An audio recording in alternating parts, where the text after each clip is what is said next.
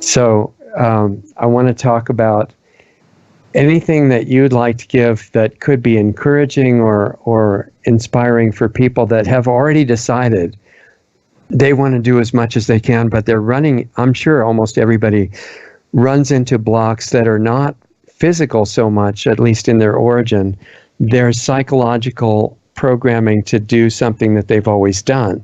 And they're trying to change habits, right? And so soon after starting this group that you're talking to now, I realized we're not just going to talk about, how to make celery juice and stuff.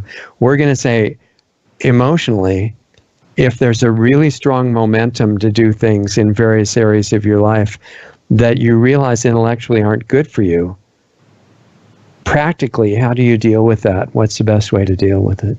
So it's obviously a very, very important and perceptive question, okay? And my answer is the way I ended step 12. You have to love yourself enough to want to heal yourself, okay? Because if you love yourself, you really feel the truth of who you are, you want to live in a way that's going to draw out the experience of the truth to every aspect of your life, physically, emotionally, mentally, and spiritually. So what's your motivation? Loving yourself enough to want to heal yourself, enough to want to wake up, enough to want to expand your consciousness. So we have to have that as our key thing. Do we have blocks? Yeah. Do we have a resistance? I have a course called the 0 Point, which I'm probably going to offer once a year here. I have so much on my plate in a way that I've had to cut down a lot to be able to do more. Yeah. But and so the 0 Point helps clear your desire and resist for God, your desire and your resist to be the fullest potential of who you are. So as we evolve spiritually, there are fears that come up. These are natural. People think, oh, it's me. No, this happens to everyone, okay? So there are fears. So with this 0 Point kind of approach, I'm able to help people dissolve those desire and resists to, I want to be, really completely whatever, living a total perfect lifestyle. But you know what? You have these resistances there that are programmed from past lives, your early childhood. They have to be faced. So we want to, in our motivation, loving yourself enough to want to heal ourselves is like the key. And then a few skills to address it and understand that is just part of the path. Yeah. Okay? Your fear of waking up, your fear of going into the unknown. Those are real things that most people I know have had to face. I know I had to face that at different times, like the early 70s. I kind of, what is this fear about? But I realized I had to deal with it. I had to go beyond it. So we need to feel more open and be supportive about sharing our fears and not thinking there's something wrong with us, but it's a normal step along the way. But if you love yourself, that's number one. Enough to heal yourself. Number two, facing your fears, facing your desire and resist to live the optimum life, the optimum awake life. Okay? So once we know that there is a desire to do it and a resistance to do it, then we can kind of begin to work on things more consciously and feel okay about ourselves. And we won't keep it hidden. We can share that we're having a fear. We can share that we're having some kind of resistance. And, in a group, other people will feel more free to share it. And then suddenly there's more of a collective healing. Yeah. So those are, I think, some of the most important things is to acknowledge there is resistances. There is fear along the way of waking up. Now, what I've tried to do with my 6 foundations, 7-fold peace, which I'll share with everybody in this moment, is it's a non-sectarian way of going about it. You don't have to believe in any religion or any protocol, but one is eating in a way to become a superconductor of the divine, which is at least 80% raw and 100% vegan, pretty much. Everybody's a little different. And I know people doing experiments. Fine, but keep going. Second, fasting once or twice a year for at least 7 days. Because it clears the bowel toxins and it makes your brain work better. And so you get more inspired. Okay, that's the nutritional pillar. Next pillar, we want to do things to build the prana, chi, or in Hebrew we call it nefesh. As we expand our prana, chi, or nefesh, we're expanding consciousness and we wake up. What are good things to do? Tai Chi, Qi Gong. I do yoga 6 days a week. Also pranayama, breathing exercises. These basically are still on the physical plane, but help expand consciousness. Third, service and charity. When we're doing service and charity, what are we doing? We're connecting our hearts to those around us. Who's being served? We are being served, Right. really. Right. We shouldn't delude ourselves, but it's very important because it creates a sense of oneness. We don't get isolated. In the West, there's less focus about isolating. In the East, there's more being in the cave. But we're Westerners. Okay. Then working with some kind of spiritual teacher or support, because you can't always see behind your head. Yeah. As much meditation as possible and as much awakening of the spiritual energy that I call Kundalini or Ruach HaKodesh as possible. And the sevenfold peace with the body like we've been talking about, peace with the mind with meditation, but peace with the family. I call it sacred relations. Relationship as a tantric approach, I'll use the word marriage. Marriage is a spiritual path. Not as an economic unit, not as this, but as a spiritual path. Because you're having your guru right in front of your nose all the time. Yeah. You're getting feedback all the time. Right. It's not always comfortable, but it's a powerful, powerful spiritual path. Okay. Yeah. Peace with the community. Right now, the American community, the world community is very in a lot of chaos. And we need to have the right interface so we're not brought down by it. Right? The interface is the key concept here. Is that how do we interface with a very dystropic, chaotic community? How do we do that? And that's very important. Peace with all cultures. Omataki Native American. As a sun dancer, I have a certain appreciation. Peace with the rock people or the living earth. Peace with the plant people.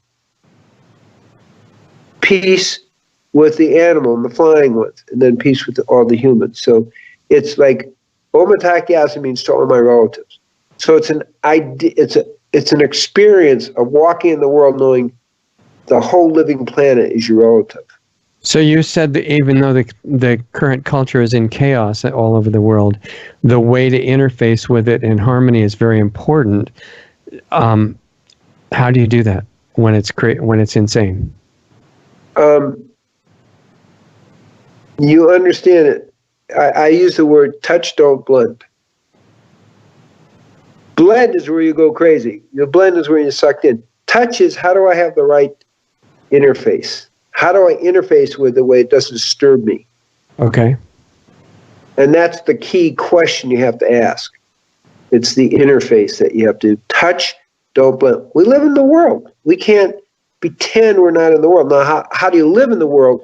If you consciously use the word touch, don't blend, you learn how to interface in a way that you don't get sucked in. Okay. So it's a little bit of a witnessing, but it's kind of an attitude that's important here. Sounds like an art that you develop too. Yes, you have to develop it. It doesn't just happen, right? Because the world wants to draw you in, but everyone's still your relative, even though they may be completely out of balance. Right. And you don't have to absorb all they're out of balance. You just know they're your relative. You have to have the right interface so you're not being brought down by it. Yeah. So a lot of people aren't quite ready to handle it too close up and can be sucked in and be brought down. So you have to know yourself well enough that you don't get so close that you start to blend rather than touch. Right. And you have to be pretty thoughtful and self-conscious about what works. And everybody's a little different in different stages of what they can handle. Right. So that's key. in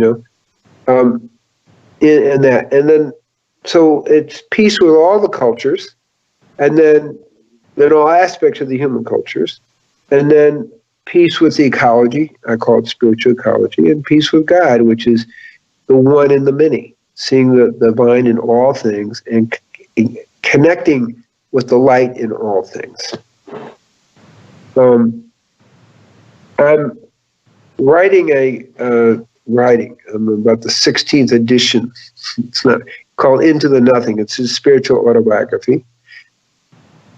And I was looking at my attitudes. There's a lot of racial problems. There's a lot of male-female problems. There's a lot of anti-Semitism.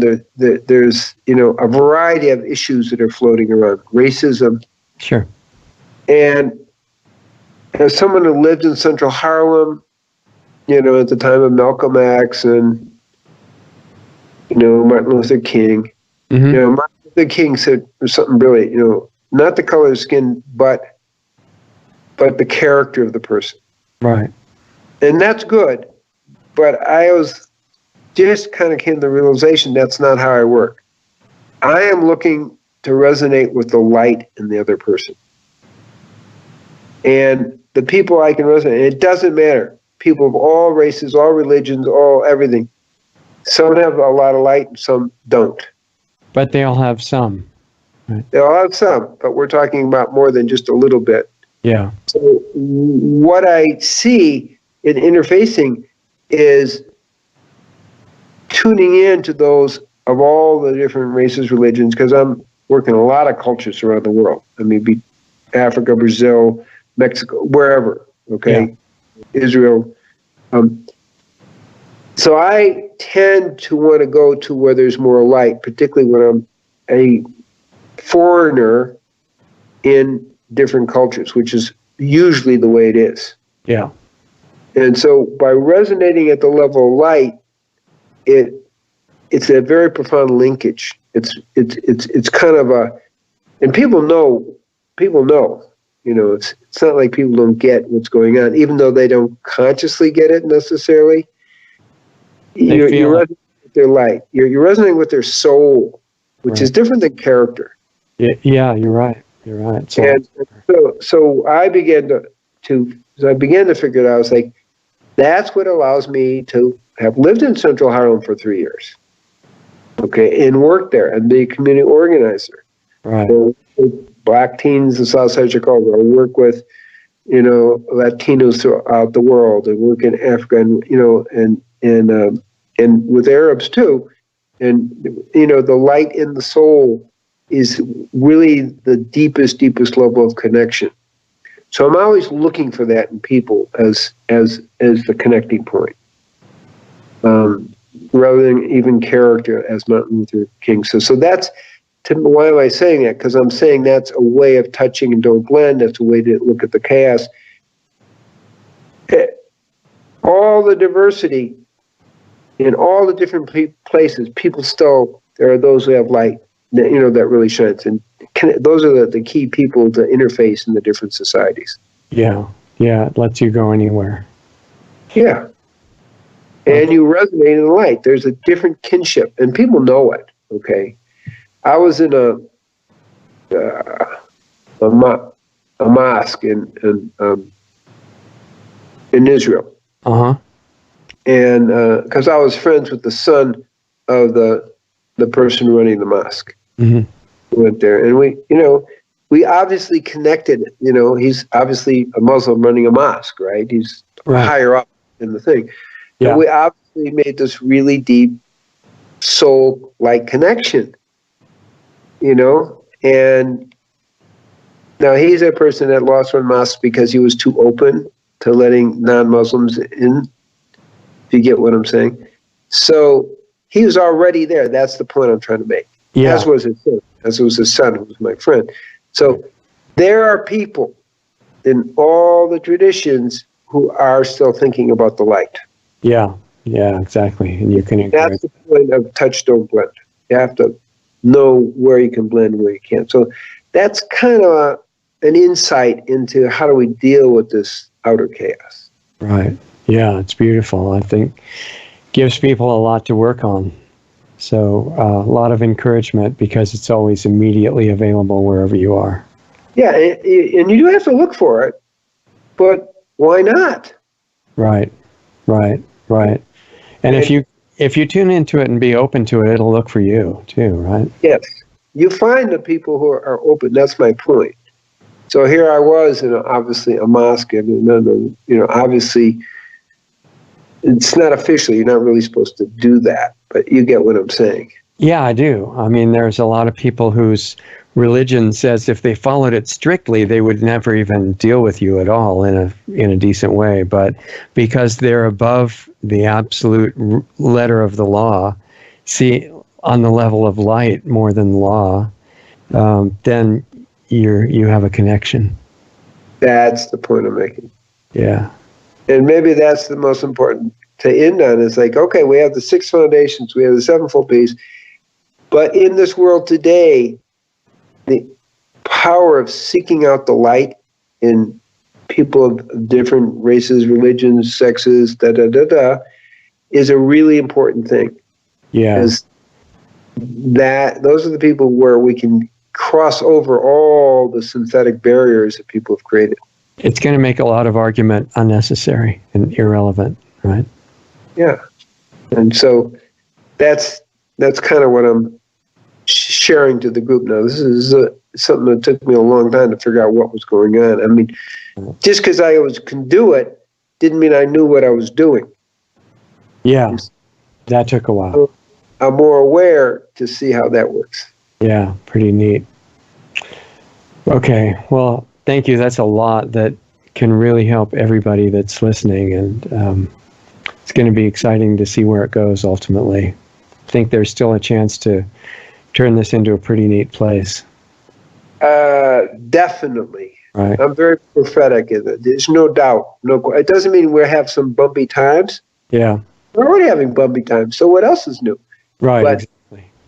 We can see through the false flags and the false reporting. And, when you're tuned in, you can see right through a lot of that stuff. Right. And also see the people where the light is resonating. Yeah. No, it's guaranteed where we're going to get to eventually, and we can help make it sooner. Yeah, well, I think we're both optimists here. Yeah, I totally agree. Okay, well, thank you. That was great, and hopefully we'll be talking to you shortly. I know you're leaving for a trip pretty soon, right? October? Yeah, in a few weeks, right. So I just want to bless you and the group we're speaking to. Yes. Continue this mission of sharing the light with the world and dancing in the light together. Yeah, exactly. That's your life. Okay.